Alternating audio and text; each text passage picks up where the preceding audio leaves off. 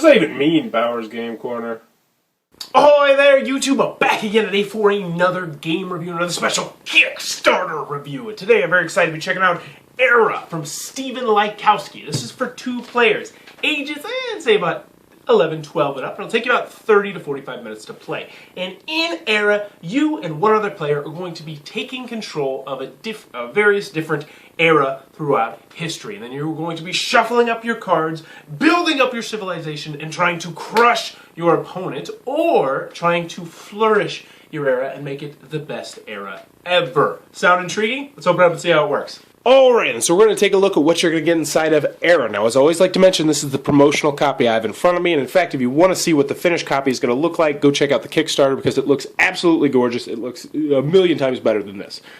So, take what you see with a grain of salt. Now, we're going to get into the components and the gameplay, but I do want to mention this is not a complex game, but there's a lot going on, so I'm going to do my best I can to try and give you a feel for how the game works. First and foremost, we have our handy-dandy rule booklet, which is, whoa, it's huge. That's what you're thinking, right? Well, trust me, I got to say this right now. I get a lot of rule booklets. I get a lot of Kickstarter rule booklets. This is, without a doubt, one of the best Kickstarter rule booklets I have ever gotten. It is fantastic. It will hold your hand the entire way through. There's tons of examples. Like, each scenario essentially not only has one example, but it'll have 2 examples. So, for instance, there's example 1, and then, well, normally there's 2 examples, but there's tons of examples that will have you up and running smoothly with the game. Very, very well done rule booklet.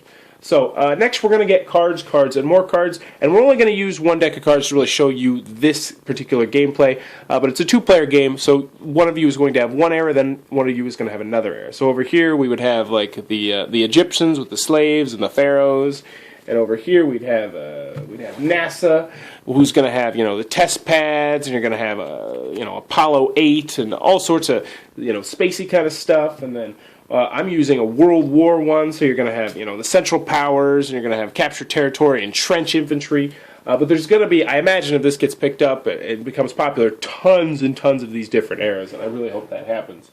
Over here we got the Chickasaw, we got the Native Americans. So as you can see, you're going to be playing through a different phase. Different era, I should say. So over here, we're going to go over the kind of tokens that you're going to get into the game, but we'll get more into those a little bit later. Over here are victory points, because in this game, what you're trying to do is you're trying to either successfully get 15 victory points, or you're trying to give your opponent 3 devastation cards. If you give them 3 devastation cards, then they lose and you win. If you get 15 points, then you win. And since it's only a 2-player game, you know, you immediately win if you do that. Also, there's going to be 2 forms of currency in the game. There's going to be these yellow cubes called build cubes, which will let you build various different things, which we'll get into in a minute. And then you're going to get these blue harvest cubes, which will let you flourish, which we'll get to towards the end of this video, most likely. Now, we're also going to get this handy-dandy little reference sheet, because you are going to need it. There is a lot of symbols going on in this game. So, we're going to take a look at 1 sample card so I can show you the symbols real quick, and you can get a feel for what everything is going on in this card, because there's a lot going on in this card. First thing you need to know is this is a Hamlet. That's really not too important. The next thing you're going to need to know is this card is going to cost you 3 build to play. Now, you're going to have a build pile, so that'll make sense later, but this card, when you play it initially, is going to cost you 3 to put out. There are 10 of these cards in your deck, and this card is going to give you this symbol. This is the best symbol you want to see, because that symbol is going to gain you a victory point, a progress token, at the beginning of every phase, which is great, because if you get 15, you're going to win. So when you put this down, and if it gets back to your next turn and it's still there, you're going to gain 1 victory point for every one of these progress points you have. Down here, this is what's going to be able to attack you, which means your opponent can attack you if it is able to attack with a skull. And when you first start off, all they need are 2 stars, and as you can see, the stars are up here, but we'll get more into that in a second, to destroy this Hamlet. And you don't want Hamlets to get destroyed in particular, because if one of your era symbol cards gets destroyed, which are the ones that give you victory points, you get the devastation card, which we talked about earlier, and if you get 3 of these, well, then you're out of the game. So essentially, you really want to protect these. Luckily, you can protect them, because if they have a plus down here, that means you can flourish these.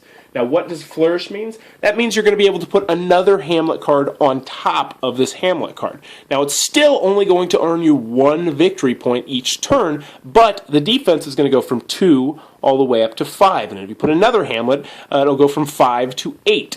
And as you can see, when you first lay it down, it's going to cost you 3, but when you flourish, it's going to cost you another 3.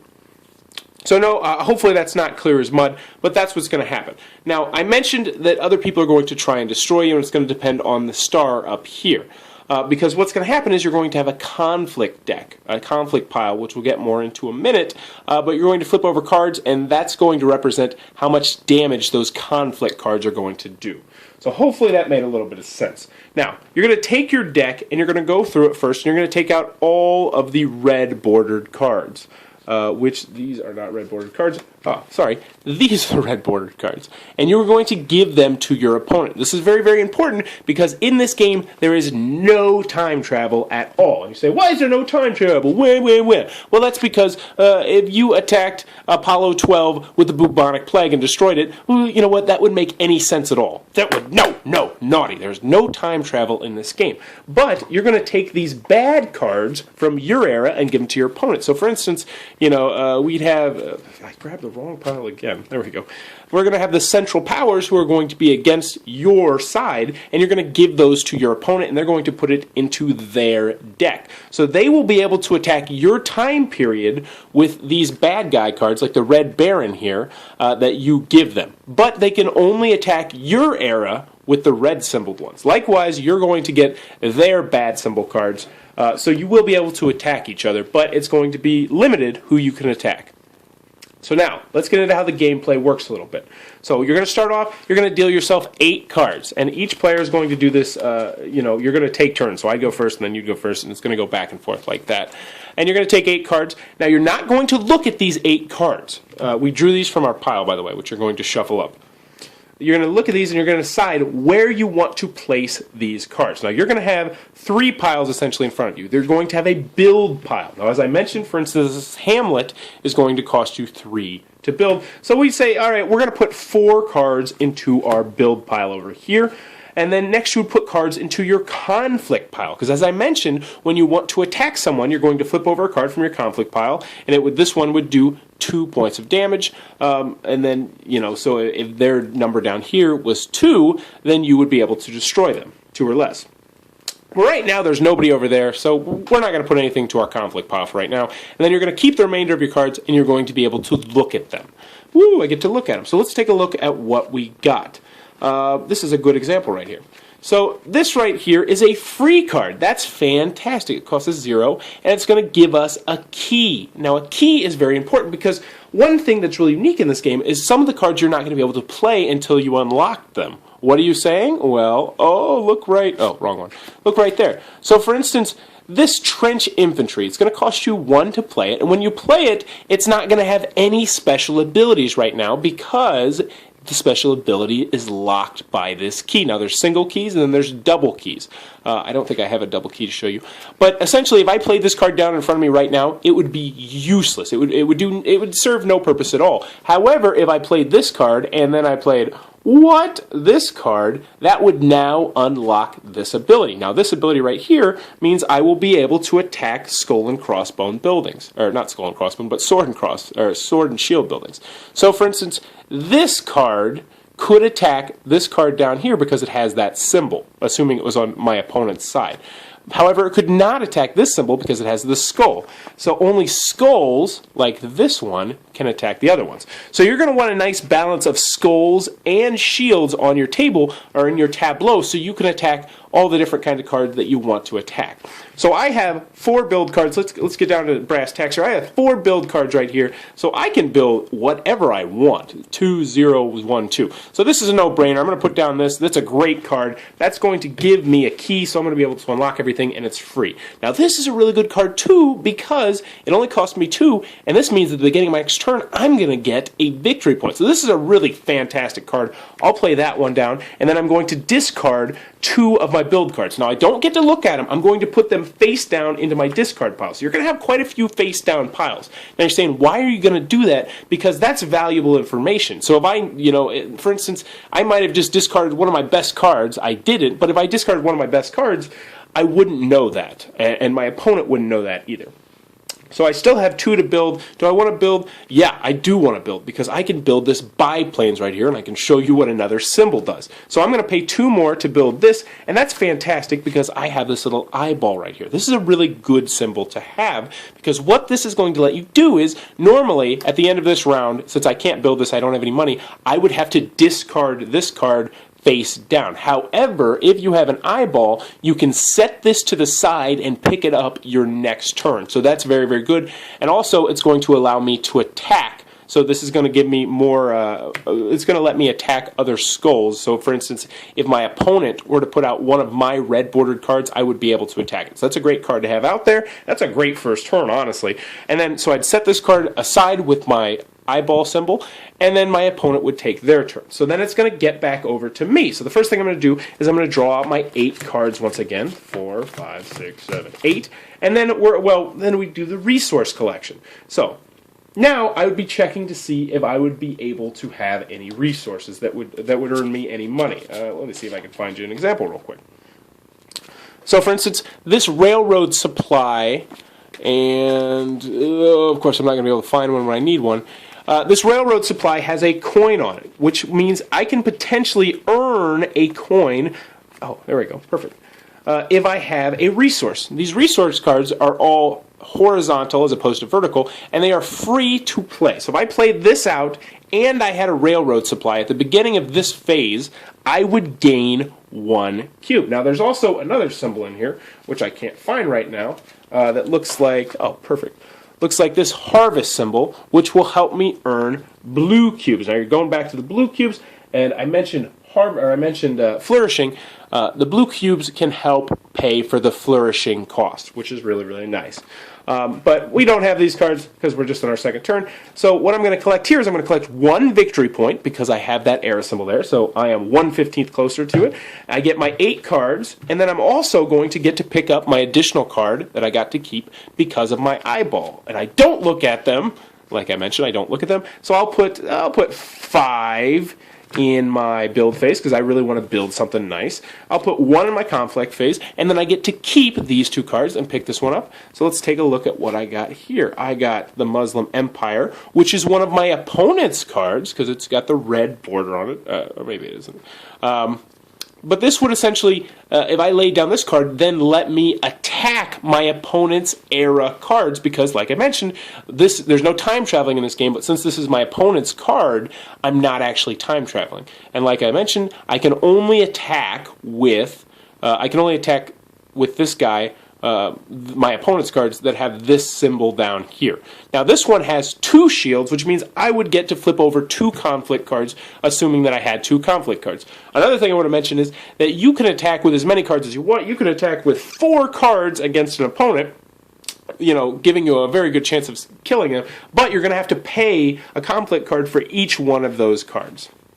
So, I'm not too hot on any of these cards, but we'll just pretend that I play this card down here. But you're going to go back and forth. You're going to be trying to earn the error points or destroy other people's, error points, which would give them devastation. And if you can successfully accumulate 15 points or give your opponent 3 devastation cards, you're going to be the winner of era. And I think I mentioned all the symbology. I think there's one more. Oh, the build one. You may place 1 card from your build pile face up. If it's spent for resources, instead of being worth 1, like this is just worth 1, I would instead get to make this 5 build cards. So that would be incredibly useful. So that's the build symbol, but I think I went over all the symbology. There's a lot of it, but that in a very loose nutshell is how era is played. Okery Dokery Era from Stephen Latkowski. What are my final thoughts? Let's go to the pros, let's go over the cons. First, on the con side, the game's not going to be for everybody for a variety of different reasons. The obvious one is this is a 2-player head-to-head kind of game. So if you're looking for a game that plays more, do not look at this game. Even though I think maybe in the future they might consider making it a 3-player game. You just have to figure out a way to divvy up the red bordered cards. But that's in the future. But for now, it's just a 2-player game. Also, this is a historical game. The theme is definitely there, so if you're not into history-themed games, then this one might not be for you. And also, if you are big into history-themed games, you might be slightly disappointed because this is not like Twilight Struggle where you're going to learn a bunch about your different area throughout history. Now, you will, learn something about it, obviously, because you're like, oh, I didn't know they had this or that during that time period. But just letting you know that it's not too terribly deep of a history game, even though the game is all about history. Last but not least, some people are not going to like the rule that you can't time travel. You'll be like, why can't I take this guy with that guy? And I can understand that complaint somewhat, because you'll have like 4 cards, and you'll be like, oh, I should be able to crush you, but it's like, you don't have that specifically right card that you need, and then you're like, oh, crumb. But I think that actually just makes, how many cards you decide to look at even more important. The last con I have with the game is actually something that's already fixed, but I will say the graphic design in the prototype that I have does not look very good at all, and sometimes you get into the issue of like, oh, I messed that up because I wasn't sure this or that. But rest assured, check out the Kickstarter link, which I'll put down below. The new graphic design is absolutely gorgeous, and it fixes all the problems that I had, in particular with the graphic design. Oh, one last comment I had about the game, and I hope they do this, is and the reference card is nice, but I wish it was maybe like double-sided and it had every single symbol in the game, if that's possible. But that's more of a nitpick than anything. Moving on to the pros, I really enjoyed Era an awful lot. It was a lot of fun to play. I love 2-player games where you're going head-to-head, and I like this one a lot. Why do I like it? First and foremost, there is a lot going on here. I like the fact that you're going to have to constantly be juggling how many you got in your build phase, and how many you got in your conflict phase, and what you're looking at, and all the different symbols in front of you. Like, oh, I get 2 coins next round, which means I'll probably be able to build whatever I want, so I need, I want to look at more cards, so I don't need to put too many in the build, but I know I want to attack this, and I want to attack that, so I'm going to put 3 over in the conflict phase. I like that an awful lot. And then also, I like the fact that there's more than one way to go to victory. Sure, they could have just made this, a completely non-confrontational game, and you would have just had to get 15 points, but they didn't. I like the fact that even if your back is against the wall and you're down by a bunch of victory points, you can just go, boom, destroyed that card, boom, destroyed that card, I win. I like the devastation thing where you can still win by combating your opponent, even though you're technically combating your stuff from your time period, but it's on there. Yeah, you know what I'm trying to say here. I enjoyed that an awful lot. The graphic design is absolutely gorgeous. Check out the Kickstarter, like I already told you that once, but check it out again because it fixes all the different problems. Everything looks crisp and clean on the cards. I can't wait to see more eras. I like the different eras. I enjoy history, and I definitely enjoy this because it skims the surface of history and it really gets you into the game. And when you're playing as one race, you definitely feel like you're playing as NASA or Native Americans. And I like that an awful lot.